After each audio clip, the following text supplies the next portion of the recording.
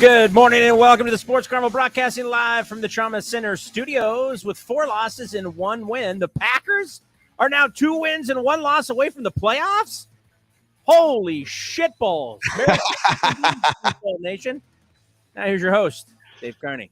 Well, that's not the way that we're looking at it here, Chad. We're looking at it like this. Meaningful games in December, Packers 3-0. Meaningful games coming up in January. If the Packers go 2-0 and well, one of 2 other things also happens, the Green Bay Packers make the NFL's postseason. This has turned out to be such a wild rebound story for this Green Bay team. If you're a Packer fan this morning, Merry Christmas, baby. I'm breaking out the green and gold today, just feeling it. Green Bay beats the Miami Dolphins 26-20. Maybe the Dolphins gave away the game a bit in the fourth quarter, but that's something that we'll kind of adjudicate here this morning on the Sports Carnival. But the Green Bay Packers are 7-8, Chad. The daily, or I should say weekly confidence poll is up on our Twitter feed at the Sports Carney, as well as our Facebook group page. Where are you guys at with this Packer team now? Where does your confidence lie? High, medium, or low? Go to our Twitter feed at the Sports Carney, our Facebook group page, and give us an answer. Joe Daguanno, Green and Gold Insider, Chad, he'll jump aboard at 8:30 this morning, and he'll give us his takeaways. Joe was not high on the Packers making the postseason a couple of weeks ago. There is a 37% chance that Green Bay makes it now. That's like you getting, never mind. I don't think any of us were really high on them making the playoffs. It wasn't just Joe. It was us as well. But now if they win out, so they have to play the Vikings and the Lions, which the Vikings obviously is going to be the harder task. But you get 2 teams coming to Lambeau.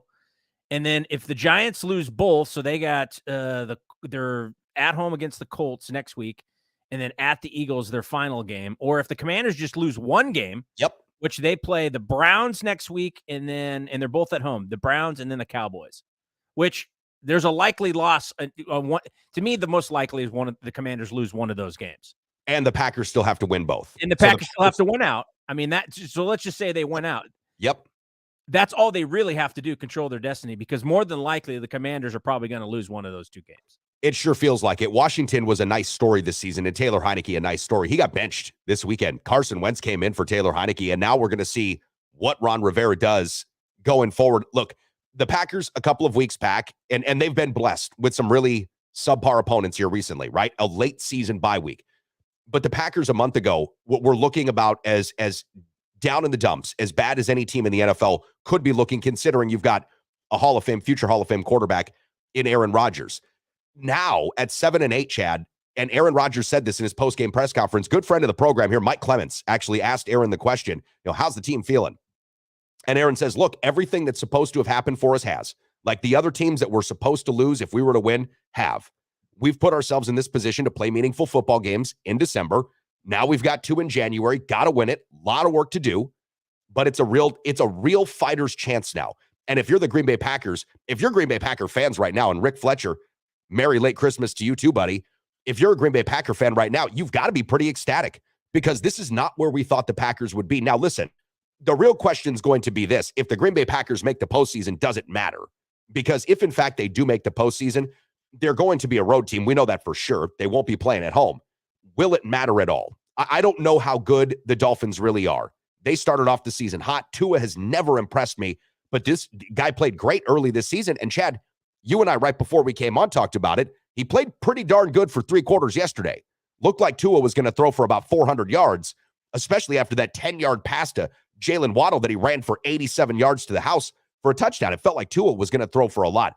But this guy in the fourth quarter completely melted down. And I'm not sure if this gives the Dolphins pause after a season in which it's been pretty respectable for Tua. But watching that fourth quarter yesterday, Chad, if I'm a coach, or general manager, I've got real questions, because when it's winning time, this dude shit the bed. And I think it was Kyle Wood that sent me the most perfect meme yesterday. Did you know that Tua Tagovailoa is Hawaiian for Tim Tebow? I was like, that's perfect. That is not a compliment, by the way. No, it's not. I don't know. I mean, again, I think that if you watch the whole game, which you did, and most people probably did that are watching this, he looked amazing the first 3 quarters. He was dropping dimes all over the place. It wasn't just run after catch. That throw to Tyreek Hill was amazing. He had quite a few nice throws. But, boy, I don't know what happened in the fourth quarter, but he wasn't seeing the field right. You know what? And I think Terry Bradshaw was talking a little bit about it. Because of his size, when he's throwing over that middle, sometimes he doesn't see that linebacker and he can't necessarily see the whole field. But when he like rolls out a little bit better and throws downfield, he has a better view of the field and makes less mistakes. I think that there may be something to that. I know Russell Wilson struggles with that as well. Oh my God. Wow. It too. Boy. Denver. If you're a Denver fan, I feel bad for you. You just got your ass handed to you by Baker Mayfield for the Rams, who scored 51 points on Denver yesterday. Chad scored on every single drive until they knelt on the final play of the game. They scored on every single drive until the final one where they took a knee. Yeah, I think that for small quarterbacks, it's always been difficult.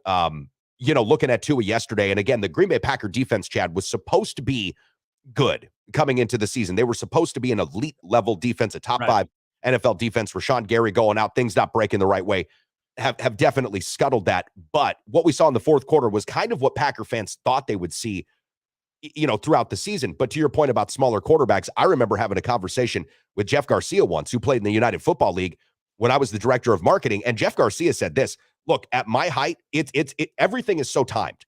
You take a 3 or a 5 step drop, you're literally counting rhythms until what's supposed to be there is maybe there or maybe not. You throw the ball because you can't see. In many circumstances, when you're that size, you can't see. You have to trust the offense. You have to trust the wide receiver. And this is why sometimes, even for Aaron Rodgers, who isn't an overly tall quarterback, he's like 6'3", maybe 6'2.5", 6'3". Even for Rodgers, and we saw this last week on a play that just kind of broke down. If your receiver doesn't run the right route, you're still throwing in a timing and a rhythm fashion. You're launching the ball someplace where that dude just ain't. And I think that for Tua yesterday, also, that's some of what we saw. But give credit to the Packers defense. Yeah. They really did a good job of pressuring him. Now, the Dolphins defense, Chad, which I was really fearful of in some ways with Rodgers this Sunday, because no Bakhtiari, Elton Jenkins, I think, was out, or at least, not playing for much of the game. Under pressure, Rodgers was like sterling yesterday. I think it was 19 for 23 on 26 total quarterback pressures, and he threw a touchdown. And that was that touchdown to Mercedes Lewis, who has started to play a role for this team now, catching the football that I didn't know he would ever see again. Mercedes Lewis caught the touchdown. One of the best passes of the season from Rodgers came on the sideline where he was getting pressured, rolls out to his left, and throws a ball that like only he could throw. Lewis catches it. I mean, wow. But it's just under pressure. The Packers played great, and under pressure, Tua just didn't. And at the end of the day, 26-20, Packers are 7-8. They've got a fighting chance. They really do. They do. I can't believe it. I'm dumbfounded. Well, listen. Almost like it was scripted. I mean, I know obviously it wasn't. Almost like it was. And you know what? I was just going to say this. Your other favorite future Hall of Fame quarterback, Tom Brady, looked like he was just dead to rights against the Arizona Cardinals yesterday. And lo and behold, come up in overtime. Was it not the vaunted Tom Brady that saved the day for Tampa Bay? All right, boys and girls, Sports Carnival broadcasting live from the Trauma Center studio is going to take a really quick pause. Come back with us. Joe Daguanno, Green and Gold Insider, joins at 8:30. Stay tuned. What can I say? The Recovery Room on 7th and Mississippi Street is not only my favorite bar in all of downtown La Crosse, Wisconsin, it's my favorite restaurant in all of downtown La Crosse, Wisconsin. Breakfast served 8 to noon, Saturday and Sundays, daily specials, incredible cocktails, and the best damn wait staff in the entire city. My buddy Matt knows how to treat you right, and that's why when you go to the Recovery Room on 7th and Mississippi, you're always going to have a great time and a great meal with a great cocktail. So if you haven't been in a while, or perhaps you're just regular and you want to stop in again, make it a thing. I'm there every single week. How about you?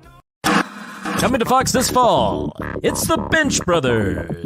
Talking about that street clothes and Westbrook. They're getting down on the bench. The Bench Brothers, brought to you by Big Dick's Hoagie Heaven. Remember, ladies, the first 6 inches is free. And by Don Francisco's. At Don Francisco's, if you're up all night, so are we. Street clothes and Westbrook. They're getting down on the bench.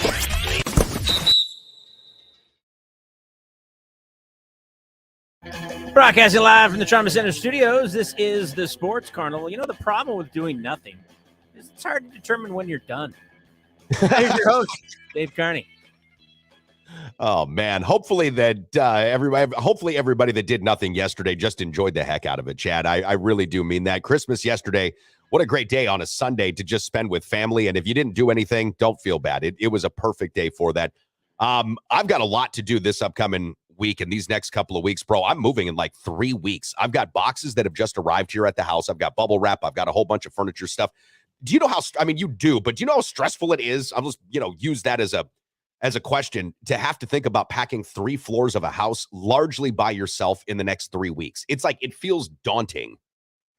Yeah, moving is never a fun process. The actual doing the work sucks. Prepping for the work sucks. And then after you move and you get in the house, then you got to put everything away. Actually, that part, the reorganizing and making the new place is probably the best part of all of the moving. Yeah, right? That part is, yes. Yeah, that part is the best. You're recreating something, you're starting something new and all that. But yeah, it's stressful. No doubt about it. Nobody really likes to move, especially when it's frigid temperatures and snow and everything else. Well, I was telling Chad this morning, and I've told a couple of you that we texted back and forth over this last weekend about the cold and what it did to us, I guess I should say, here in Stoddard. I couldn't get my SUV to start for 2 days. It was 32 below zero, real feel, right? The temperatures were hovering at -9, -10, but the real feel was -32.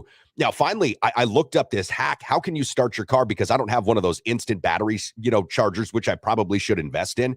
So I turned my key from the off to the on position without like trying to turn it over 10 different times, okay, before I tried anything. It tricks the starter and the alternator apparently to like wake up, and then it did start.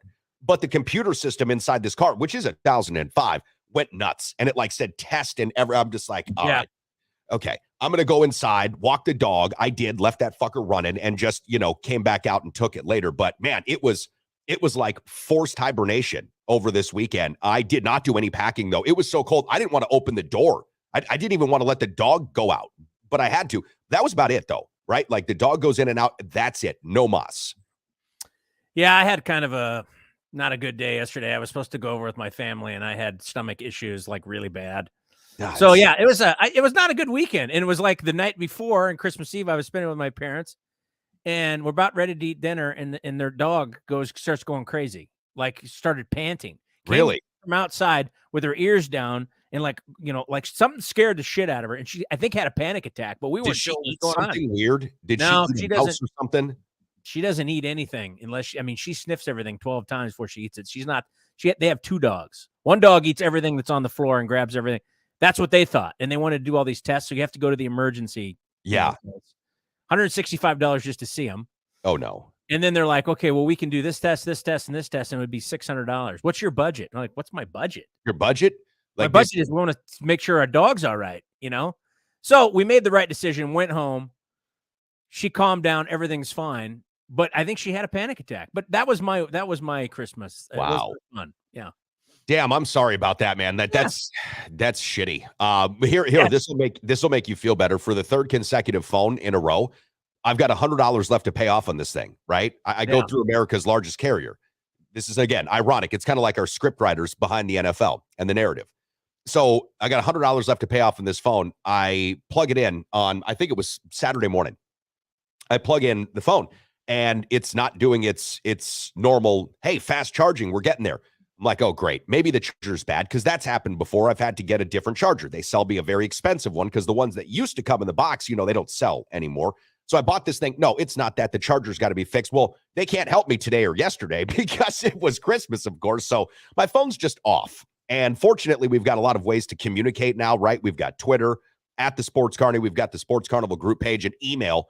So we've still got ways to communicate. But yeah, this was an interesting weekend of trials, right? And I think this is just like, it's like Green Bay Packer football. This is just to test our fandom, right? Like this is where the universe goes with us. It wants to test us to see how much of a Packer fan are you? How cool, calm, and collected, Dave, are you really when faced with a car that won't start and a phone that just took a fart? That's what we're getting tested with. So, that said, Chad, I want to take your temperature, and I want to get this from the audience too, because I see Mike Byers is checking in this morning. Good morning, Mike. Great to see your name pop up here.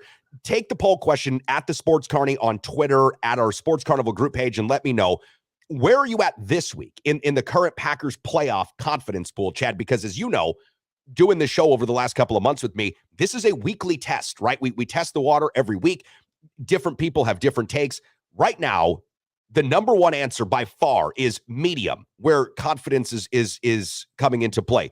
The quote is still iffy. And on Twitter, that's getting 75% of the nod. Looking at our Facebook group page here, this is a bit more split. We've got low confidence, 37%. That's tied with high confidence. And then we've got 26% that are saying medium, still iffy. But 37% apiece are saying they're making it or no way they make it. And 37% is the current actual projection number for the Green Bay Packers to make this year's postseason. 37% as of this morning after the win versus Miami yesterday.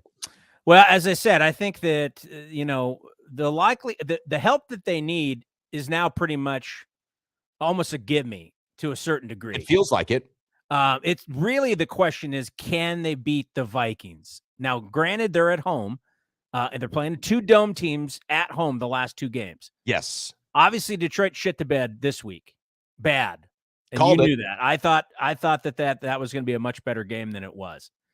But the Vikings have another miracle comeback, 61-yard field goal to win. Longest in Amazing. Vikings history. Congratulations to all Viking fans out there. They're looking interesting. I don't know if I'm going to say for real. Very interesting. They're a very interesting team. I mean, they almost lose every single game, and yet they win every single game. But I think the Commanders losing to the Browns or the Cowboys, I think is one of those two is going to happen. My question mark, and I'm going to ask Joe Daguanno this as well, can they beat the Vikings at home? Next week is going to be the true test. If they beat the Vikings at home next week, and then all they have to do is beat the Lions, I think they're going to throw everything at it to get there. And then what you said, I think, is very poignant.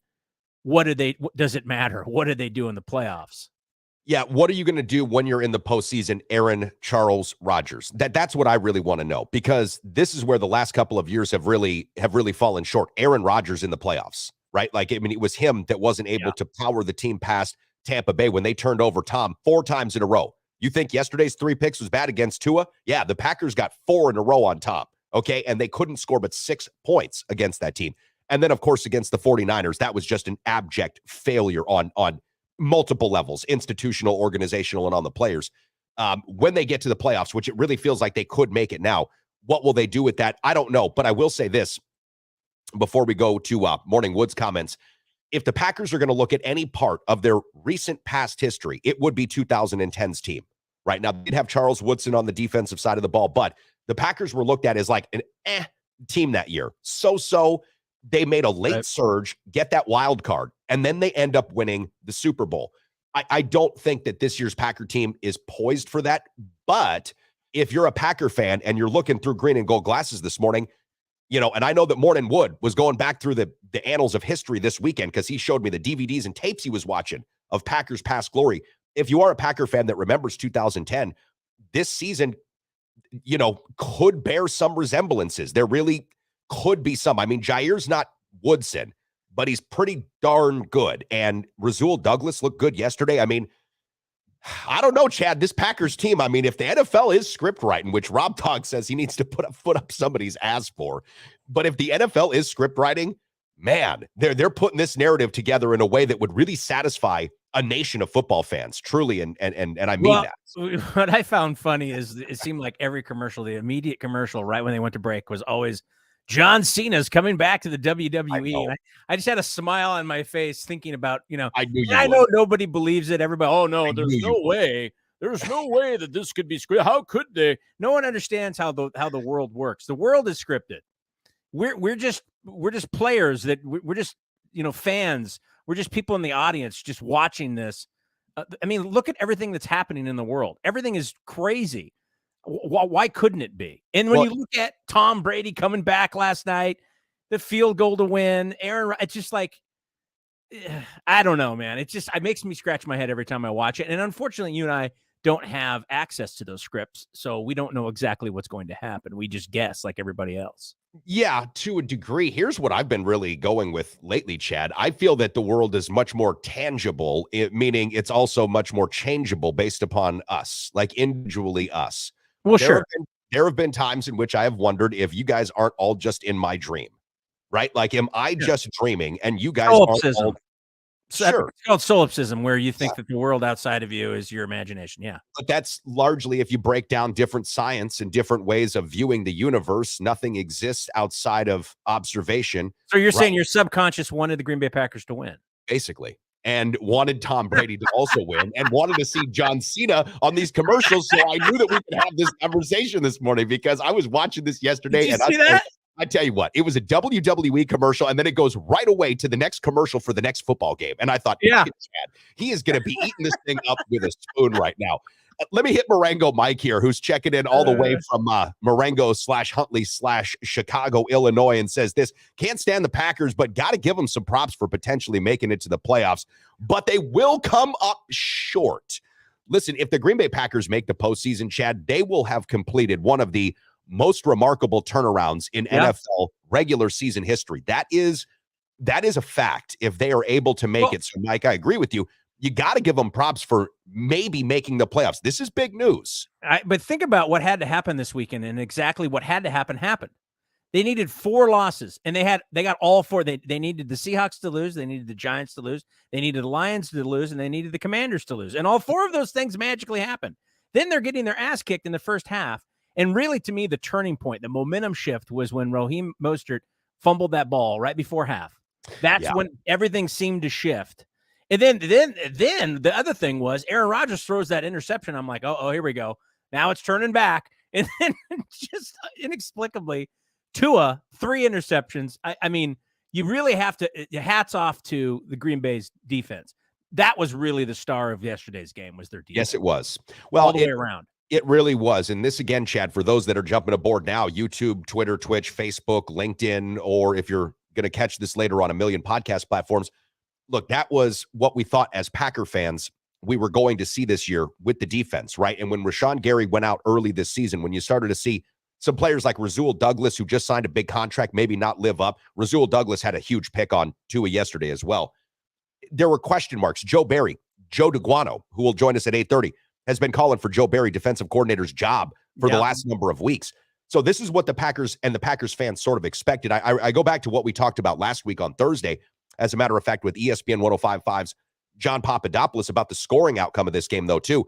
You know, one thing that I was not really sold on was that this was going to be a super high scoring game, because I really did like Miami's defense. The pressure they put on Rodgers was significant. Rodgers was just sterling under pressure. He was. Conversely, the Packers defense, like you mentioned, picking Tua off 3 times, you know, that stymies everything. And they had a real shot. I mean, if they would have marched down on that final play over 2 minutes, we could have been sitting here talking about a Packer 1-point loss. Yeah. But the defense did step up. So the total did come under 26, or I think the total was actually 49.5. The total ended up being 46. So I think for Packer fans, you know, this is a largely satisfying victory here. I know that Rob Dog, and I'm glad you put this up, I know Rob Dog's lamenting it, because for Packer fans, this is satisfying. For Bear fans, ooh, boy, not so much, man. I mean, the Buffalo Bills put a fucking hurting down on the Bears, and Josh Allen really does show you why he is one of those guys that's super hard to game plan for. Chad, he is as big as a linebacker.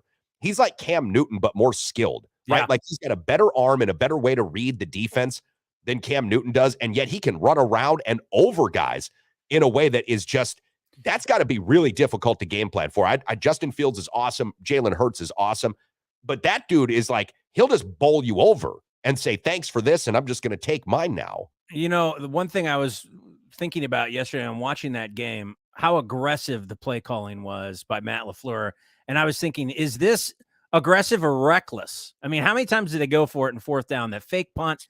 There were so many things that could have turned that game against them, and they cut a loss, and yet they pushed through. It was, I mean, I think they went for it like 4 times on 4th down, something along there, 5 times. Very often, yes. I mean, and their conversion on 4th downs, I think for the year at before the game was like 35% or 34%, not very good. So it wasn't really one of those things that you would recommend if you're looking at the analytics, you're looking from the outside. But they obviously knew they had to win, and they wanted to make sure they win, and they were going to do whatever they could too. And it worked. I mean, so as much as we criticize Matt LaFleur, I think he put together a good game plan, and he was ballsy at times and maybe reckless.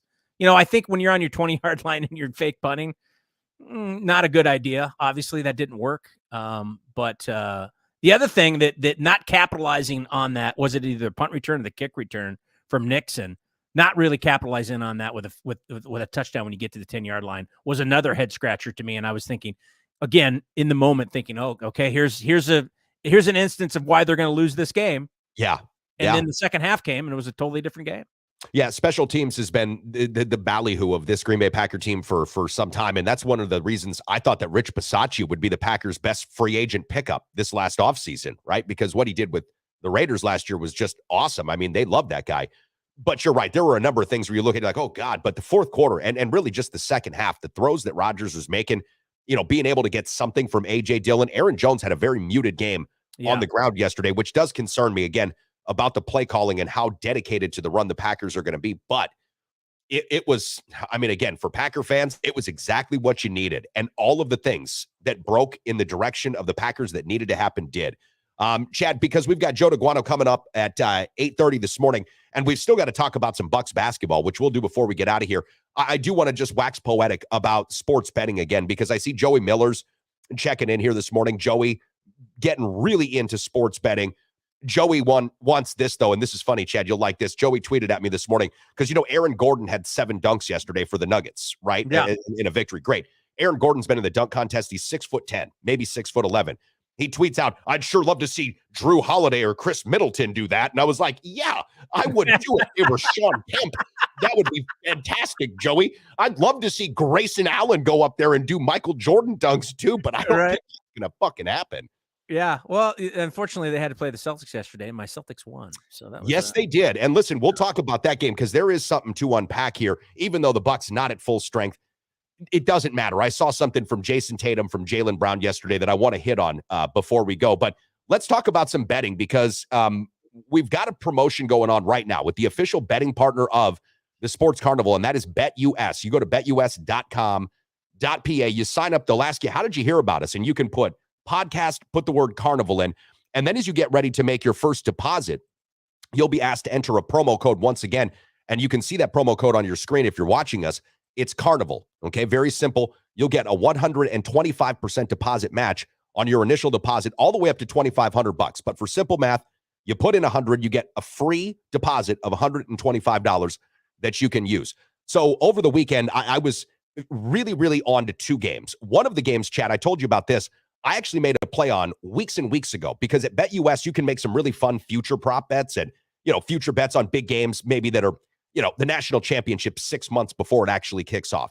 So I can Dallas minus 4.5 versus the Lakers and felt really bad about that play during the first half of yesterday's game as the Lakers were up by 11 in the first half. And LeBron James is just looking as good as he ever did. He was scoring with such ease. Well, Dallas had an incredible, historic 51-point third quarter. They end up blowing the Lakers out. So I got that one. And then the Carolina Panthers. And we talked a lot about this game versus the Lions last week, Chad. The Carolina Panthers did the 2 things that I said they needed to do in order to win the game: play good defense and run the football. And that's exactly what they did. The Carolina Panthers ran for over 200 and some yards. They had, I believe, a franchise record yards in a game with over 520. And they did a great job on defense. They were able to really bottle up the Lions. Jamal Williams was supposed to have a big game for me in fantasy football. Not at all. And Mr. fucking Perfect, thanks a lot, guy, beat me yesterday when he shouldn't have. I got 3 monster performances from Jefferson, from Josh Allen, and from Jalen Waddle, but I couldn't overcome Jamal Williams not being able to run the football. I know he was listed as questionable, but he just didn't get anything done.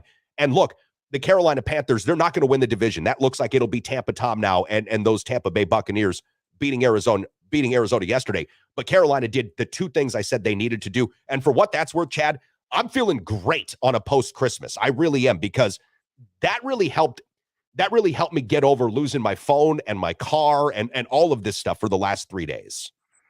Yeah, and you know what? I was on the Lions bandwagon there. Thought the Lions had this momentum, this magic around them, and then reality struck and they shit the bed. Well, so, but that's why they play the games, right? That's right. We can sit here and speculate all we want, but that's why they actually end up going out there and playing the games, and that's when magical things happen. And you get your ass kicked. And it is what it is. Well, for Green Bay Packers fans, it's good for Green Bay, though. It's good for Green because that shows Detroit's very vulnerable. That's right. And the Lions, and we talked about this last week quite a bit, the Lions have a lot of trouble stopping the run, especially on the road. Now, coming up, Green and Gold insider Joe Daguanno, who has not been on the Packers going to the playoffs bandwagon, will be with us, and he'll help us dissect a lot more from what we saw yesterday and what we can expect in these final 2 weeks of NFL football. Stick around.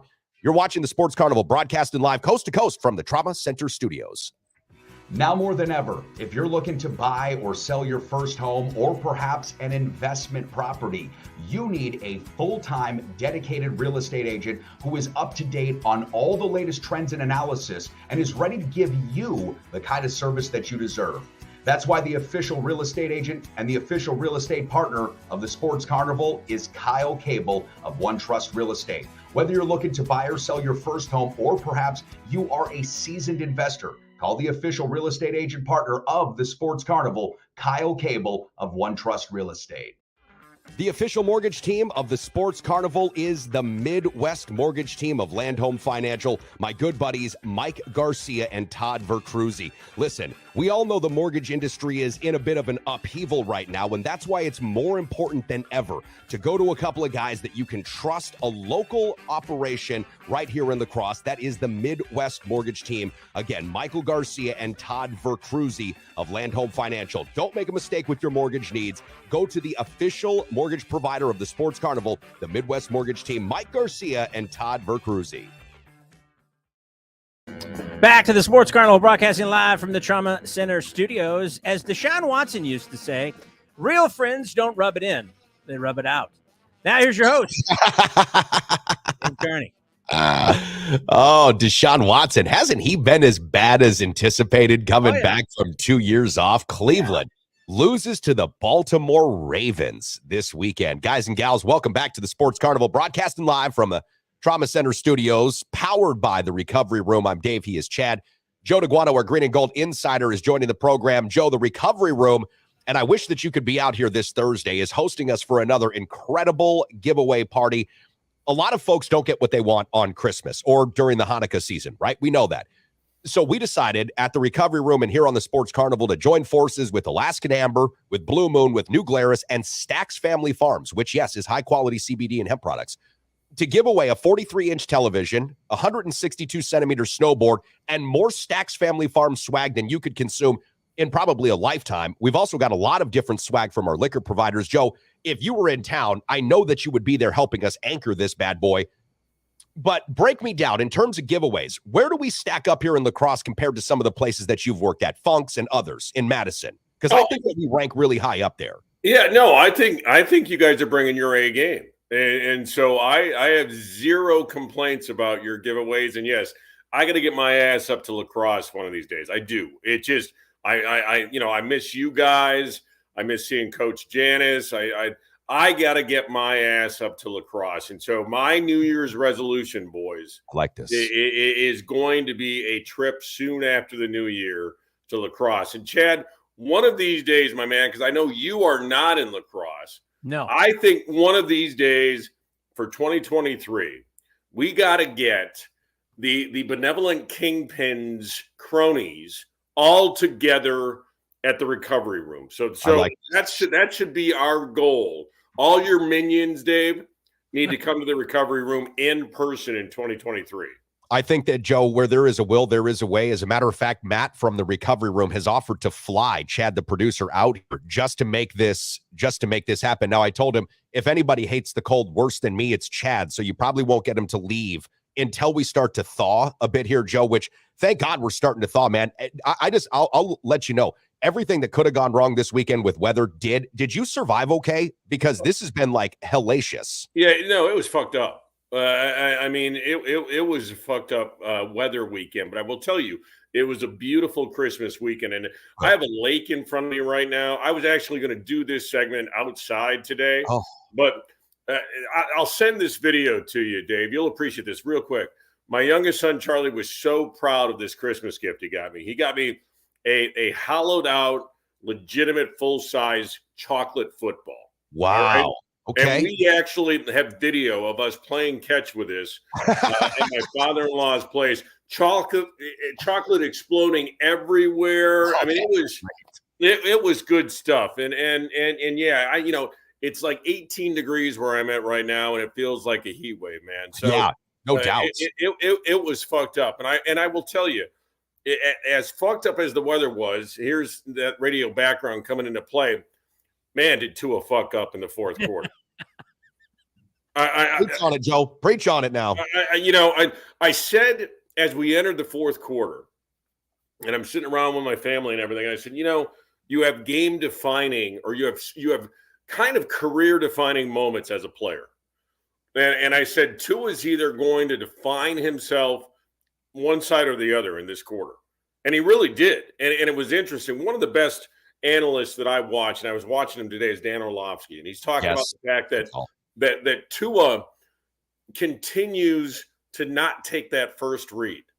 All right. So it's almost like they're baiting him now because they know that he'll come off that first read and go to his second read. And so, I mean, it really did. For that fourth quarter, he looked horrible. As good as he looked in the first half and as bad as the Packers secondary looked in the first half, it flipped around completely in that fourth quarter. And it just, I mean, if I'm a Dolphin fan, you really ask yourself, is he the future of that franchise?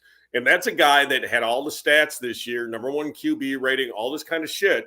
But when push comes to shove, can he get the job done in the fourth quarter? And he didn't. And I had a Viking fan who I coach football with, and he and I were going to go to Lambeau next week, and then we decided not to. And he texted me after the game, and man, I wish I was going to that game next week. That was bad football today. Vikings are going to fucking, kill the Packers next week. I said, hold up. I said, you get X amount of W's in this world. And my theory is this: there is no such thing as an ugly win. I'm just going to say it. It's kind of like sex. There's really, for a dude, no such thing as bad sex. Really not. Yeah, you got your slump busters and you got that type of thing go through. I understand all that kind of shit, but there's really not such a thing as bad sex. There's no such a thing as an ugly win. So, I mean, and this Packer team, from Matt LaFleur to Aaron Rodgers to Patrick fucking Taylor, I mean, they're all still in this thing to win it. And I think that's the other thing Orlovsky talked about today is, look, the bottom line for him is he doesn't know if the Packers are going to make the playoffs. He doesn't know if they could go far in the playoffs. He doesn't know this. Those players, including Aaron Rodgers, still give a fuck. And I think that was the thing we talked about, Dave, weeks ago. So it's one of those things that, can Matt LaFleur keep this thing together as it was unraveling at 4-8? And he's done it. And the players on this team give a shit. And that's pretty cool to see. So, Joe, you think yesterday's play calling was aggressive or reckless at times? I mean, they went on a fourth down how many times? 4 or 5 times? 5 times. And they hit 3 of them. And the fake punt was probably not advisable. Yeah, LaFleur is scrambling. And when you're scrambling and when you're in must-win situations, yeah, you've got to take some chances. And so I don't necessarily think LaFleur called a bad game. The fake punt, you've got to get yourself out of that play call. You've got to have and we used to call it bandit, and that was right. You're getting out of that play call and you're going back. Oh shit! Right. I mean, they had stacked that, and so there was no chance that was going to happen. But look, I didn't think Aaron Rodgers in the first half played a great game at all. And for me, one of the things that it's coming down to is not only is Aaron Rodgers physically slowing down, he is mentally slowing down in the game. And you could see that in his reads and that type of thing. When he missed Watson on that 4th down and 2, yeah. I thought, man, this fucking thing's over. But I will tell you this, that LaFleur getting back to it, I think LaFleur is growing up as a coach. And to have Aaron Rodgers and Devontae Adams, and Dave, you and I have talked about this ad nauseum for several years now. You get lazy as a coach. When you have that kind of talent, you get lazy. And I go back to when LaFleur said 80% of the offense ran through Devontae Adams. That's laziness to me. That's a bad sign to me. And so, Chad, getting back to it, I think LaFleur did what he had to do yesterday. I'd rather have him at this point be more aggressive than not. So, Joe, let me ask you this, because a lot of different pundits last night on Twitter, especially Viking fans, mostly amongst them, were looking at this and saying, well, the Dolphins really lost this game. The Packers didn't really win this game. It was the Dolphins losing this game. And I don't know if that can be a thing. We've seen teams go out and take victories where others have been struggling. But I did look at this as one of those seminal games, and Chad and I were talking about it a lot last week. We spent time on it as well, that if the Packers were able to beat this Miami team on the road, a team that needed to win, they come in off a 3-game losing streak, and for all intents and purposes, their head coach, their coaching staff knows, if we don't win this game against Green Bay, our playoff chances, they flip into the negative direction, which they have done. Do you think now that with the 3 wins, the bye week, that the Packers are in a good position to make the postseason? Because a few weeks back, I think we collectively said this team is not going to sniff the postseason. And now there's a 37% chance, which it feels like that 37% chance is kind of low because, like Chad mentioned, everything that needed to happen kind of did. And Washington will most likely lose at least one of their last 2 games. The Packers can very well win these last 2 games. Where are you with the confidence that the Packers make the postseason now? 50-50. Okay. I kind of said yesterday with my family, and they said, okay, if the Packers win, do they control their own destiny? I said, kind of. They still have to win out. And again, Washington has to lose that 1 game, or the Giants have to lose both. And so that's what this thing comes down to now, is essentially if Green Bay wins out, Washington loses 1, or the Giants lose both, they're in the playoffs. So, look, I think there's I'll say this, a better than 50% chance. I'll take the 37 and throw it out the window. I think it's a better than 50% chance Green Bay makes the playoffs if they win out, because nothing else matters. Again, just win, baby. Let's go back to Al Davis.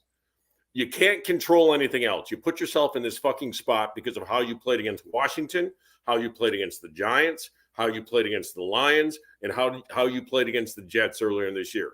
So you have nobody to blame but yourself. So at this point, continue to take care of your own business, and good shit happens. And I go back to it again. Packer fans, and I think we talked about this recently, Packer fans forget they don't make the playoffs in 2010 if Deshaun Jackson doesn't beat the Giants on the last game of the year on a punt return.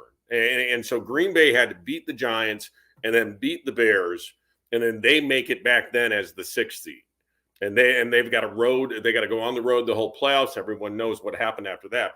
But they needed help that year. And I go back, I was watching the 19th anniversary of the Brett Favre Big Irv game when Brett Favre's dad died.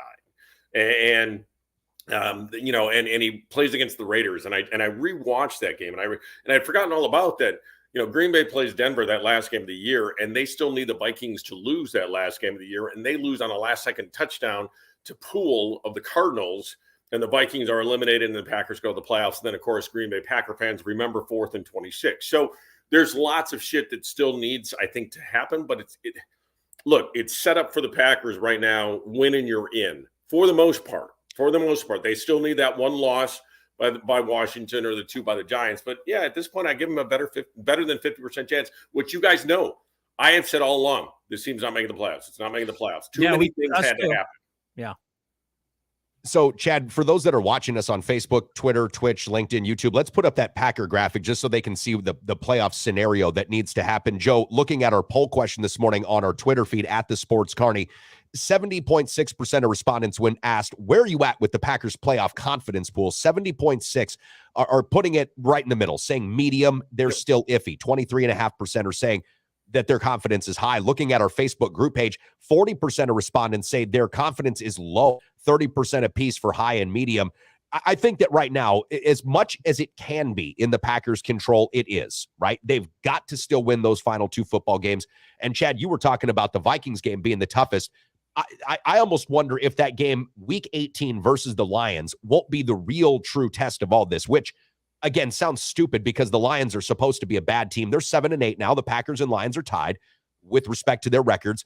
But I think that game is going to be the really, really, really tough one because Minnesota now, they really can look at this and say, okay, if we want the 1 seed, we can try to go for it. Philadelphia opened the door for them, but they don't need that, right? They don't need to go get that. So maybe, Chad, the Vikings could let off the gas a little bit, but I think that all gas, no brakes will be Detroit. But for those that are watching us, Joe, you mentioned it. This is the scenario. This is the only way that this works. The Packers have to win both games. Then they need one of these 2 things to happen. The Giants lose out or Washington loses 1 more. Who do the Giants have for their final 2 games, guys? Do we have that up? No, it's the Colts and the Eagles. Yep. And I believe Washington has Dallas. Browns and Dallas. Right? Yep, Browns and Dallas. And so Washington's the most likely one to lose one of these two games. Yeah, I would say.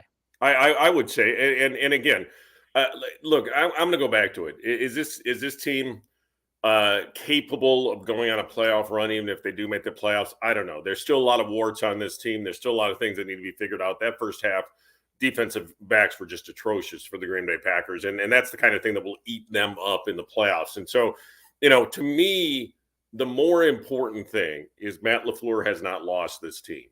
And the other important thing that my takeaway from this is going to go down as one of Goody's better draft classes.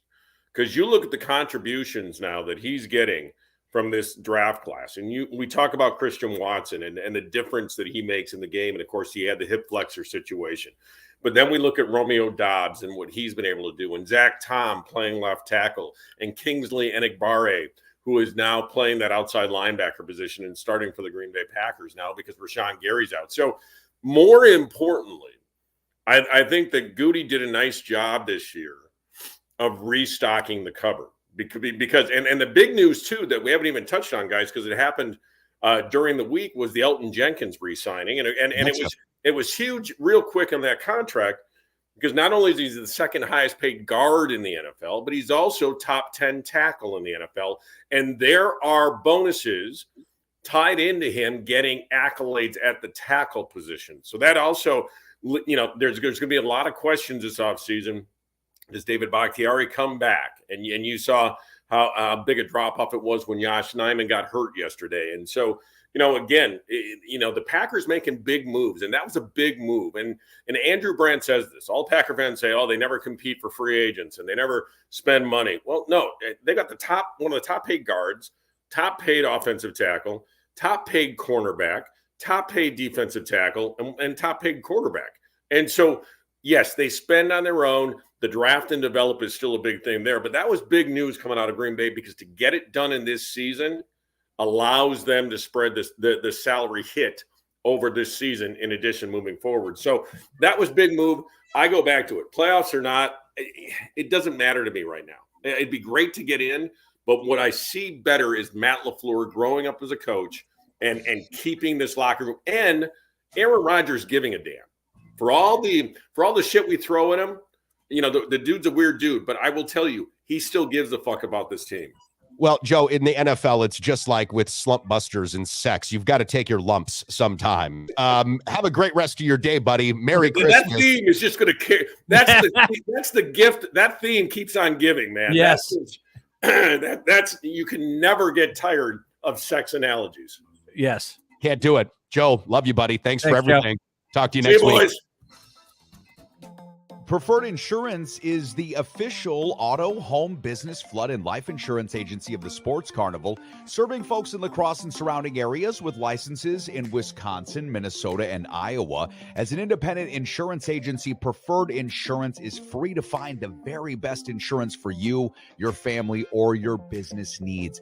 Call my friends at Preferred Insurance today and set up a free consultation. Remember, working with an independent agency means Preferred Insurance works for you, with you, to find the best solutions at the best prices. Hey, it's time for koozies, hot tubs, and jacuzzis with a big announcement for the next 2 months. When you buy a hot tub or jacuzzi, you get a pair of tickets for the Big Coozes Booze Cruise.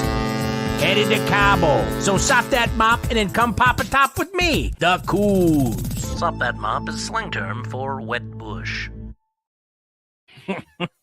Back to the action live from the Trauma Center studios. This is the Sports Carnival. This is for Tua. Remember, a mistake that makes you humble is better than an achievement that makes you arrogant. Here's your host, Dave Carney. Well, Tua got himself a big Christmas serving of humble pie then yesterday, didn't he? Yes, he did. 3 picks in the fourth quarter dooms the Miami Dolphins. Packers win 26-20. Welcome back. If you're just joining us, hey there. Kyle Cable, OneTrust Real Estate Chad, the official real estate partner of the program for one good reason. He gets shit done. Kyle sold my house in 2 days. And if you're looking to buy or sell a home, maybe you're an investor, hit my friend up, Kyle Cable, OneTrust Real Estate. Recovery Room, Chad, we talked about it with Joe D, hosting a huge holiday giveaway party this Thursday, 6 to 10 p.m., double entries. Every beer that you have that's a Blue Moon, a New Glarus, or an Alaskan Amber is going to get you double entries to win that 43-inch TV, the snowboard, and incredible swag prizes. We're giving stuff away every 15 minutes for 4 consecutive hours.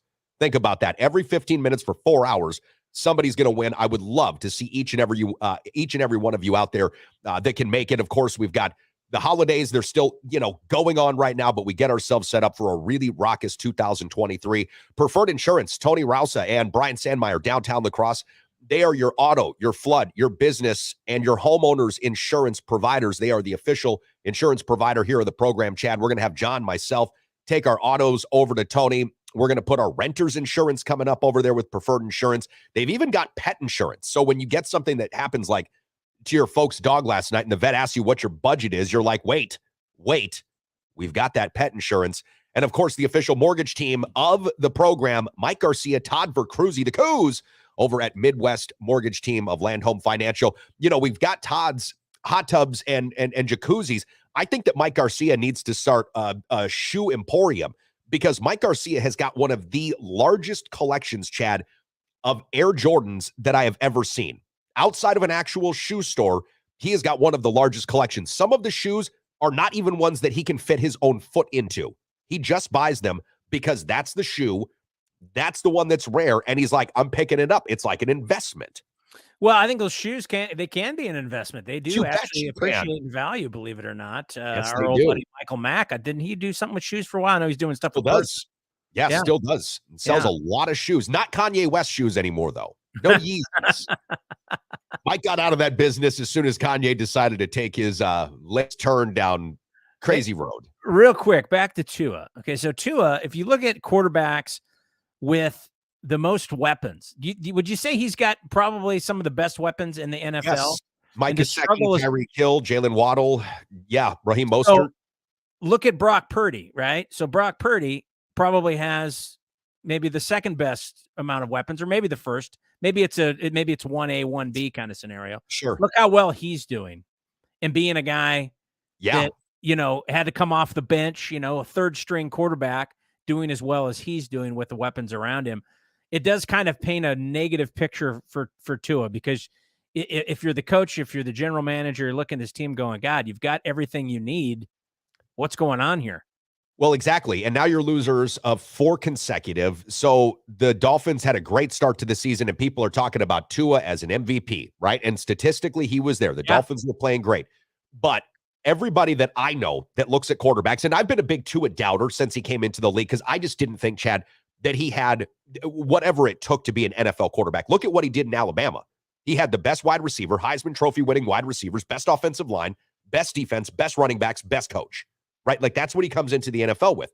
Well, what does that do to test you as a quarterback? You're playing with NFL players and against teams that are high school stars, right? They're just in college. So what does that do to test you? And he was always just too small. He's injury prone, which is another thing. I wasn't a big believer, but to your point about Purdy versus Tua, yeah, you're looking at a guy in Brock Purdy who was doing more with considerably less in certain ways, right? Like, there are certain, not that the 49ers aren't talented, but wow, what Miami's got is really, really scary.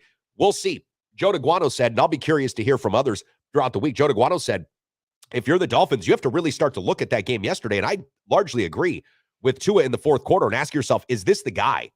Right? Because there are certain, you can look great for 3 quarters, but if you don't come up clutch in the end, then it doesn't matter. Rodgers yesterday comes up clutch. Exactly. Tom Brady comes up clutch. Marengo Mike's back with us here and says, guys, away for a bit. What's your take on tonight's game? Go under. That's my take on tonight's game. Nick Foles is starting for the Colts. The total right now is 45.5. It opened at 47.5. Chad, the Chargers are 4-point favorites. It's in Indianapolis, But I think taking the under here of under 45.5 is probably the play. I don't know that Nick Foles is going to be able to do much in this game. The Chargers are starting to figure it out. Brandon Staley's actually a defensive-minded coach for the Chargers. They've got a Bosa on that team that's really good. So I would probably play the under, Mike, of 45.5. Yeah, I agree with that. I think the Chargers are going to end up winning this. Nick Foles doesn't fill me with confidence. No, if you're a Colt guy, if you're a Colt fan right now, who knows where that's going to go? Is Jeff Saturday going to end up being the permanent coach there? Well, I don't know. They've got to go through. they've got to go through an interview process. They do. Right? Yeah. The Rooney Rule has got to be taken into account. We'll see. Jeff Saturday's done an admirable job, I guess. But would this Colts team have been any worse under Frank Reich? Like, would they have lost any more games under Frank Reich? No. So what Jim Irsay did was still kind of one of those wild things. Matty is checking in from the recovery room and says tomorrow, bet against the Blackhawks. So Matt's giving us some hockey action here. I like that. We'll fade the Blackhawks tomorrow. No problem. Who are they playing? I don't know yet. But if Matt says that they should be bet against, we'll take his word for it and say we'll bet against them. I have to say my NHL knowledge is pretty slim. So, well, I'm right between the creases on that. Like between the blue lines, I've got some knowledge on it, but I don't follow the NHL enough on a daily basis to really get a beat on how to play NHL hockey, right? Like I know how to bet it, like technically. I just don't know what I would make a wager on. Tonight, I'm looking at some games in the NBA. As a matter of fact, I'm sort of circling Brooklyn versus Cleveland as a game that I want to watch and one that I might want to bet on. Brooklyn's a 2.5-point dog. And the total on this one's hovering kind of low, like 221.5. I tell you what, Brooklyn's a team you got to watch out for. That's a team that we've been kind of sliding most of the year and making jokes about. And boy, they've kind of turned things around a little bit, especially on the defensive end. And, when we look at the Celtics which I can bring up this graphic, the Celtics and Bucks, which obviously are the two teams in the East, Brooklyn is sniffing their shorts right now. And it's getting kind of interesting when it comes to that whole entire scenario. Well, the Eastern Conference is getting a lot tighter. Philadelphia is playing good ball. They're on a heater right now. They won yesterday. Joel Embiid looks great. He'll be injured soon enough.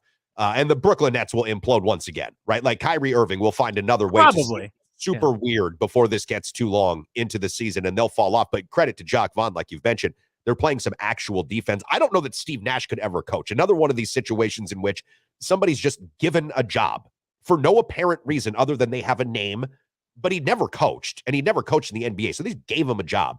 At least Steve Kerr was a GM of Phoenix for a couple of years before he went to coach the Warriors, for Christ's sakes. Anyways, Jason Tatum, we needed to talk about this. He put on a clinic yesterday versus the Bucks, even had one of the biggest highlights against Giannis that Giannis will probably ever give up in his career. Tatum just literally took Giannis to the third floor, dropped him off at the second, and dunked on this dude like it was something to see and like he had never done it before, scored 41. Chad, I don't know exactly who to comp Jason Tatum to right now because this guy reminds me of a lot of old school players. But Jason Tatum has gotten a lot better at ball handling. He has gotten a lot better at situational reads. And boy, is this guy not as smooth as it comes when it's offensive. When you talk about the offensive side of the ball, his moves are incredible. If the Milwaukee Bucks had Chris Middleton, I'd have given him more of a chance in this one. But I just think that Milwaukee right now is putting together pieces for what they will have as a playoff run. Joe Ingles is not near where he needs to be. No. He's still out of shape, and he's still coming back. Without Middleton, who has missed all of 6 games this year, you can't truly gauge where this team is at. Grayson Allen played good. The final score doesn't really indicate how the game was pretty close for the most part until the fourth quarter. But 139-118 means the Boston Celtics are putting a stamp on the Eastern Conference. Now, you've got teams like the Philadelphia 76ers, the Brooklyn Nets, who are surging. But I still like Boston right now as far as, one of the top 2 teams in the East. I'll take the Bucks as one of the 2 as well.